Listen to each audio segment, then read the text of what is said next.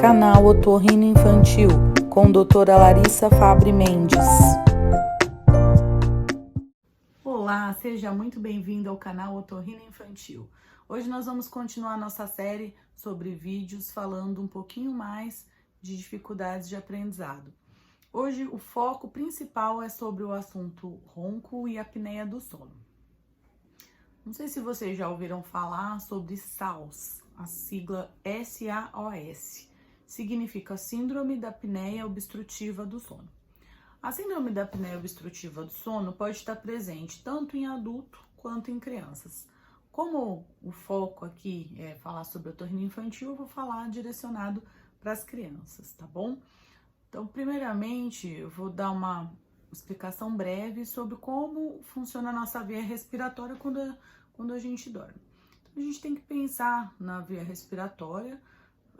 O ar vai entrar ou pelo nariz ou pela boca e vamos imaginar como se fosse um tubo, tá? Esse ar, ele vai passar pela via respiratória e vai descer através da traqueia, vai para os nossos pulmões, certo? Vou mostrar para vocês aqui um desenho só para exemplificar isso daqui. Bom, aqui a gente tem um perfil de uma criança, né? Então, o ar, ele entra aqui, ou pelo nariz, tá vendo? Ou pelo nariz, ou pela garganta, certo? E vai descer aqui, né? Vai pegar aqui rinofaringe, ou orofaringe, vai descer, vai pra traqueia, e aí, então, vai pros brônquios e pros pulmões, certo? O que acontece? Esse tubo, ele é todo revestido por uma mucosa, que é a pele de dentro, e uma musculatura, certo? Quando a gente dorme, tanto a mucosa, mas principalmente a musculatura, ela relaxa. Quando ela relaxa, ela aumenta de volume.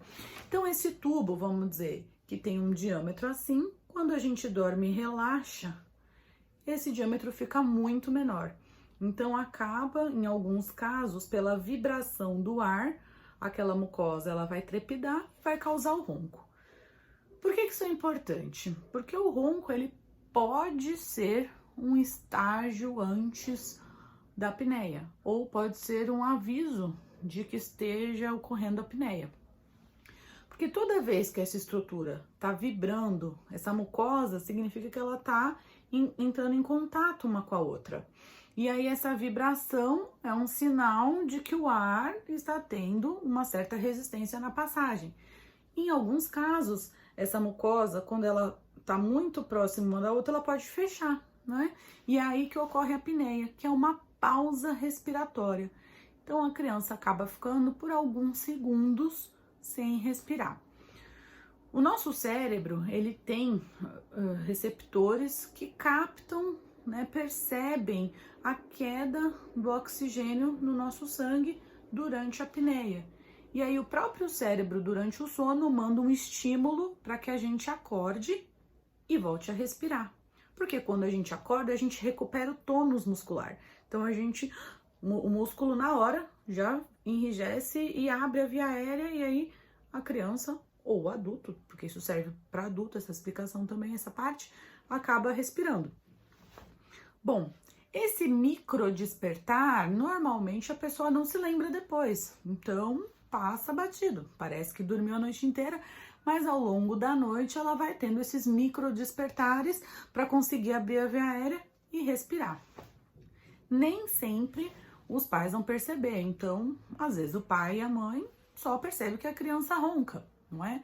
Às vezes acha que tá tendo apneia e às vezes aquela pausa de alguns segundos é uma pausa normal, que não tá acarretando em queda de oxigênio, que é só um intervalo entre uma respiração e outra, uma inspiração e outra inspiração.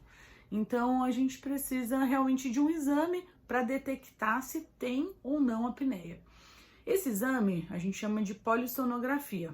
Como que é feito? Então é colado alguns eletrodos aqui na cabeça, colocado uma cinta na barriga da criança, é colocado também um negocinho com oxigênio aqui para a gente verificar, na verdade, não é para entrar oxigênio, mas para verificar a entrada e saída de ar pelo nariz, é colocado um sensorzinho no dedo para a gente detectar o quanto de oxigênio está caindo, né, e como que está o nível de oxigenação no sangue. Então é um exame bem completo. Esse exame pode ser feito numa clínica, né, ou num hospital que tem esse serviço. Normalmente são clínicas especializadas em otorrino, ou hospitais com essa especialidade. Ou então pode ser feito domiciliar, né? Domiciliar sempre tem que ter uma orientação muito boa. Normalmente quem monta o aparelho é o técnico, e aí a pessoa vai para casa, né?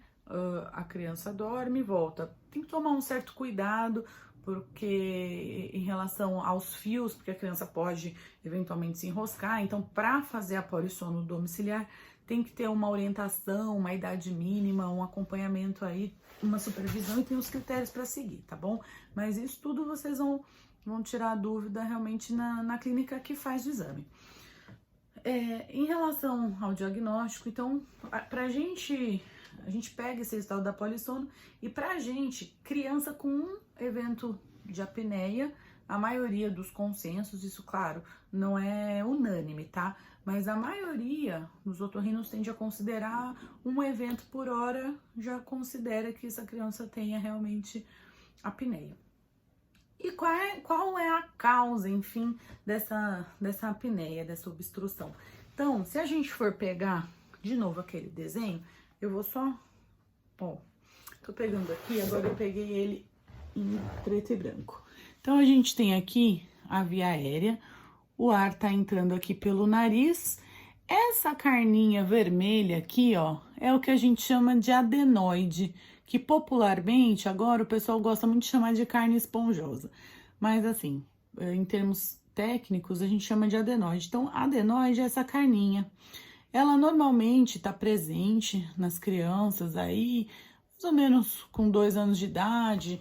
Ela vai crescendo, vamos dizer assim, até uma certa idade, com 5, 6, ela começa a regredir, mas ela não deve, nesse período, tampar a respiração. Quando a adenoide ela tá muito grande, que ela tá atrapalhando realmente a criança a respirar, ela pode causar apneia, além da própria obstrução nasal. Então é importante ter uma avaliação do otorrino. A gente consegue avaliar a adenoide através de 2 exames. O raio-x, que é feito na lateral para ver o tamanho que está a adenoide, e também existe a possibilidade do naso, que é uma câmera que passa pelo nariz, vai até lá no fundinho e consegue visualizar. O naso, ele consegue ver, vamos dizer assim, de uma forma melhor, porém, ele é um exame um pouco mais chatinho para fazer em criança, porque a criança vai sentir um desconforto, normalmente vai chorar, tem que segurar, conter, ou fazer com sedação. Então, é simples, porém, requer muita conversa, tem que explicar para essa criança como que o exame é feito. Tem casos que vale a pena, dependendo do caso, fazer um raio-x, enfim, tem que ser avaliado caso a caso, né? Uma outra coisa que também pode causar ronco e até apneia são as amígdalas quando tem um tamanho muito aumentado. Eu vou mostrar para vocês aqui, então a gente tem aqui um desenho mostrando 4 tamanhos de amígdalas, tá? Então, a gente tem aqui, a gente classifica, né, até no exame físico, quando a gente olha, de 1 a 4 cruzes. Então, a gente tem aqui a amígdala de 1 cruz, que é uma amígdala bem pequenininha, quase a gente não vê, 2 cruzes, né, que ocupa aí até, mais ou menos, no máximo, 50% aqui do espaço da cavidade. A gente tem aqui uma amígdala 3 cruzes, que ocupa mais ou menos 75% do espaço, e uma amígdala 4 cruzes, que daí já é aquela amígdala muito grande que fecha tudo. Essa amígdala muito grande, ela normalmente a criança ela apresenta até dificuldade para engolir, não é? O que eu vejo muito no consultório é os pais chegarem para mim e falar: nossa, doutora, meu filho tem a amígdala muito grande, precisa tirar, precisa operar. E aí, quando a gente vai ver no exame, é uma amígdala 3, a amígdala 2, 3 cruzes. O tamanho da amígdala é indicação de cirurgia? Normalmente a gente não se baseia só no tamanho, tá? Então a gente tem que fazer uma avaliação mais completa. Então depende, essa amígdala tá causando algum prejuízo, ele tá tendo algum problema de ronco, tá tendo algum problema de apneia, tá com uma dificuldade de se alimentar. Então a gente tem que fazer uma avaliação completa para ver se precisa realmente ou não operar a amígdala, tá bom? Isso sem falar das infecções de amígdala, que é um tema que a gente também vai tratar em outro vídeo aqui, tá? Bom, que tudo isso que eu falei tem a ver com dificuldade de aprendizado, né? Eu falei de ronco, falei de apneia. Então, quando a criança não consegue dormir, ter um sono reparador, isso vai causar um prejuízo enorme no dia seguinte na atenção dessa criança, porque ela não vai estar com as funções 100% preservadas, ela não vai estar totalmente atenta, ela não vai estar descansada. É a mesma coisa, gente. Pensa numa noite de sono que você não dorme direito, que você teve que dormir tarde. Aí você acorda no outro dia, você não tá com o mesmo raciocínio, você não consegue se concentrar da mesma forma. Uma criança que tem ronco e apneia é uma criança que não consegue ter um sono tranquilo, satisfatório para aprender tudo que ela precisa. Então é importante a gente pensar também, nos casos de dificuldade escolar, se essa criança não tá tendo ronco e apneia. Uma última coisa que eu queria falar para vocês, tá? A parte respiratória, ela é muito importante no ronco e apneia, mas tem a questão também do peso, tá? O sobrepeso, quando a criança está acima do peso, isso pode também fazer com que aquela via aérea, o tubo respiratório que eu conversei com vocês, que ele fique mais fechado. Então, também contribui para a criança roncar e até ter apneia. Não, uma avaliação nutricional da criança ela não é tão simples, vamos dizer assim, como um adulto. A gente não consegue ver só pelo IMC, então não adianta fazer só aquela fórmula do IMC que a gente usa para o adulto e a partir daí ver se a criança tá com IMC acima ou abaixo de 25. Então a gente precisa de uma avaliação certinha, ou do nutricionista pediátrico, ou o próprio pediatra que faz puericultura, ele pode dizer, olha mãe, essa criança tá no sobrepeso, então se a criança tá acima do peso, isso é uma coisa que também precisa ser cuidado, além das outras questões, tá? Bom, a gente ainda vai falar mais sobre essa questão da adenoide, carne esponjosa, quando operar, quando não operar. E hoje eu queria principalmente trazer para vocês esse conhecimento que relacionar mesmo essa questão da apneia com a questão da dificuldade do aprendizado, tá bom?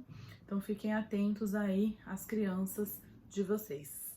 Se puder compartilhar esse vídeo, eu agradeço, para a gente conseguir alcançar cada dia mais crianças e conseguir tratar aí a via respiratória para que essas crianças não tenham tanta dificuldade escolar no futuro, tá bom?